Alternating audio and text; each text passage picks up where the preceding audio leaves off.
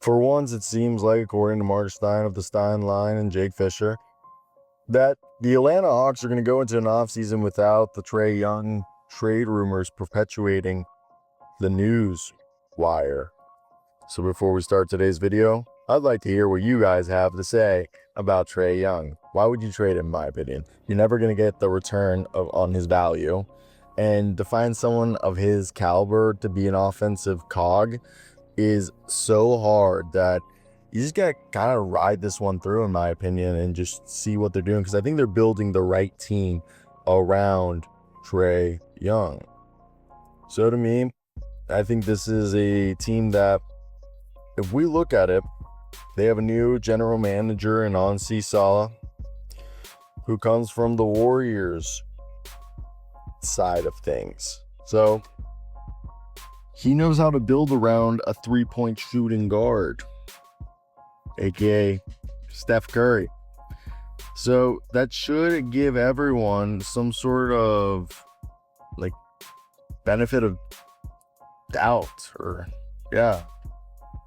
and that's because he knows what the Hawks need to do, and I think they have the pieces there. Onyeka, Jalen Johnson, Dyson Daniels, Zachary Risachet. And then you look at the bench, Garrison Matthews, Vit Krejci. I feel like that's like the ones that I'm most confident. I mean, there's George Niang and Terrence Mann. I do believe Terrence Mann will get traded due to the contract just being excessive. But that's like at least 8 dudes. And they're a team that I think if we give them the opportunity, they're going to be able to go ahead and take advantage of what they've been able to do, because they've quietly been embracing Quinn Snyder's schemes offensively and defensively. And Young synergy with defensive stalwart Dyson Daniels, acquired in that DeJounte Murray trade, rookie Zachary Risachet's adaptability and just second half of the season tear. He was like a 19-point per game scorer. And with Jalen Johnson set to return from that knee injury next year, Atlanta's core appears poised for growth. And I think keeping Young around should be a priority. Now, new GM Ansi Sala will be facing a critical decision to elevate Atlanta from playoff hopeful to contender. He will be contract extension eligible this offseason, and that should be something that they should discuss. And I think if he can front load it, that'd be great, and have him basically make less money each year. This team needs to bolster its defense with some floor spacing, allow for more passing, and also with Clint Capella obviously on his way out, getting a rim protector to pair with a Onyeka Okongwu or a floor spacing 3-and-D guy would be nice. Also, some more 3-and-D guys off the bench would be good.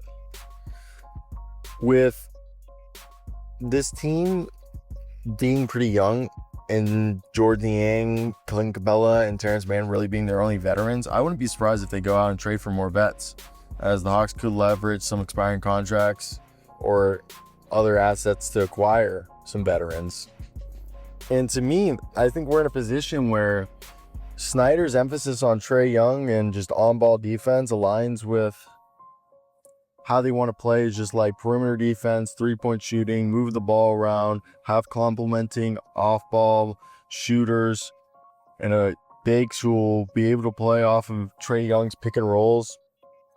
So to me, I think that's the biggest thing that we've been able to see, is just like the coaching cohesion, even though like so far one could say it's like a bit of a disappointment. And I don't know, I think that's the most interesting part about all of this, is like who's going to be able to put together what is the best roster for Trae Young, which I've always said is, if you see what worked in that 18-19 or what was it, 19-20 playoff run, or 20-21 playoff run, was Bogdan Bogdanovic, Kevin Huerter, Danilo Gallinari, Solomon Hill,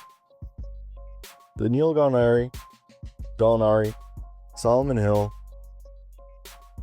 I said Kevin Huerter already. Who else is in that group that was a shooter? I mean, Lou Will and Trae Young were the only guys under 6'6" in that lineup. And that's kind of what they need to recreate right here. So they're going to have to emphasize defense, spacing, and continuity under Salah. But I think they're a team that could be a threat that one offseason to the next, they could change everything.